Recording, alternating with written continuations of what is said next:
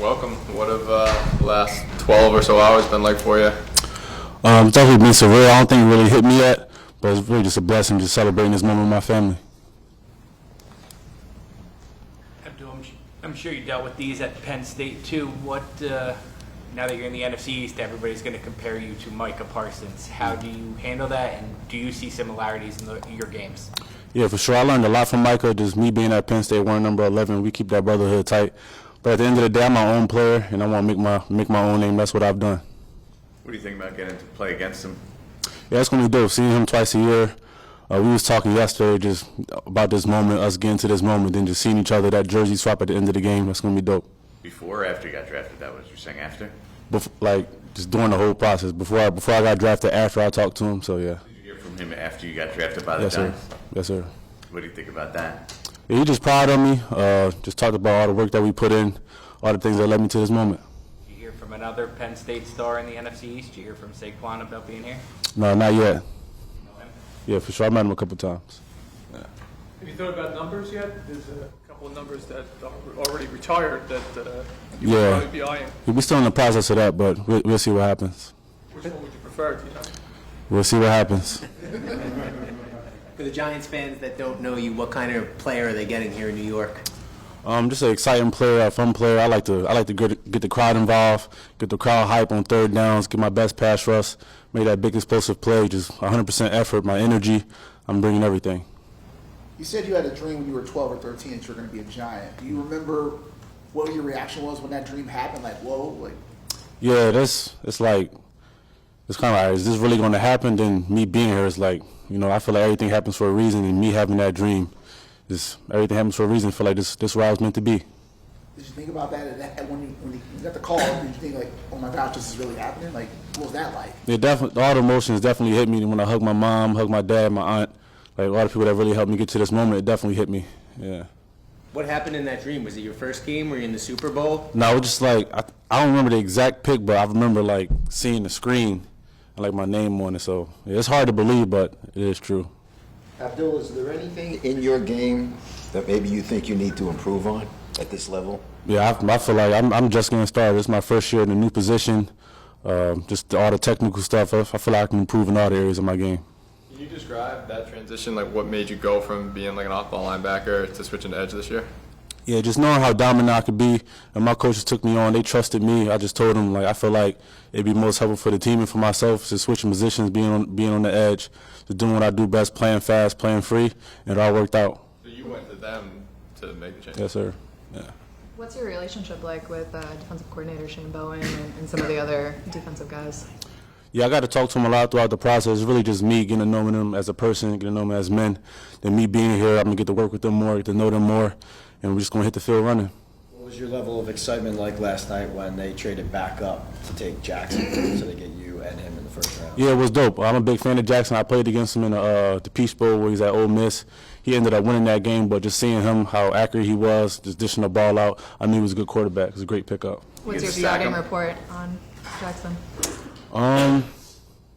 Yeah, well, he beat us, so if you beat Penn State in a big game like that, I know you're the real deal, especially at quarterback.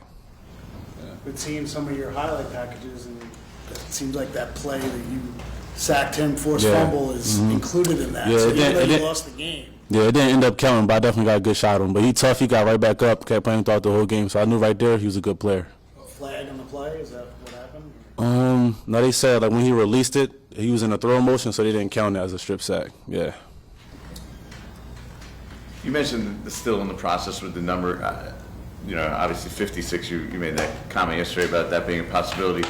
Do you know Lawrence, or have you talked to him at all? And if you not, like, what do you expect from that? Like, how much do you look forward to actually getting a chance to know him and meet him? I haven't met him yet, but I feel like eventually I will. But he's the greatest football player of all time, somebody I look up to.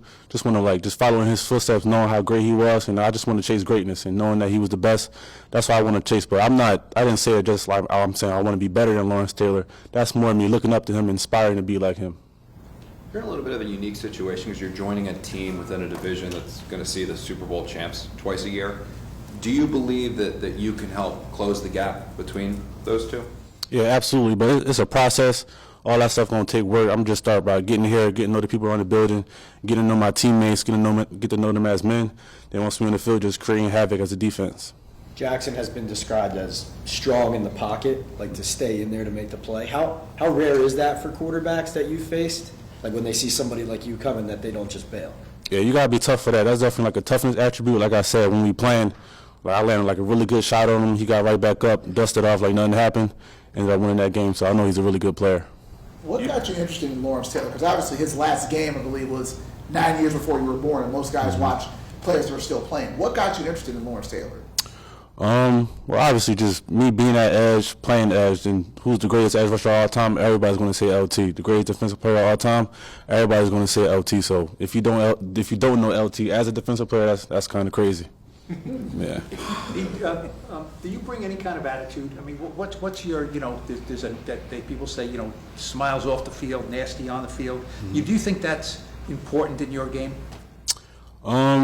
I just play football at the end of the day. I just trust my teammates, hope my teammates trust me. At the end of the day, just play football. Have you talked with Kayvon or Brian Burns since they drafted?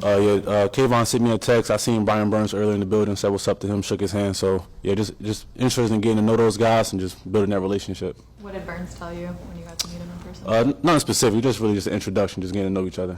Yeah. We'll take 3 more. Throughout the process, talking to people about your game, a lot of people brought up the idea of as special of a player you are skill-wise, what you showed, the toughness you showed in the playoffs to go out with the shoulder and then come back in the game, really set a tone for some people who were watching you play. Thought that meant a lot. Were you even thinking of it at that point, or was it just about your team and you? Yeah, I knew if my teammates was in the same position I was in, they'll go out there and lay it out on the line for me. And I knew that I want to do everything in my power to make sure I put my team in the best position to win, knowing what was on the line. And if I had to make the choice again, I'd do it again. Just be out there with my brothers. What have they told you about how they see your role? Because Dave was talking last night about your positional flexibility, talking about how you played linebacker. Like, have they gotten into that yet, of how they could see using you? Yeah, we talked just a little bit while my visits here. But wherever my coaches need me to play, that's where I'm gonna play. What are you looking forward to most about being in New York? Probably just getting settled down, like I said, getting to know my teammates, then just get right back to football, get back to work. Are you physically ready to be in the rookie mini camps and all those things? Yes, sir. I'm ready to go.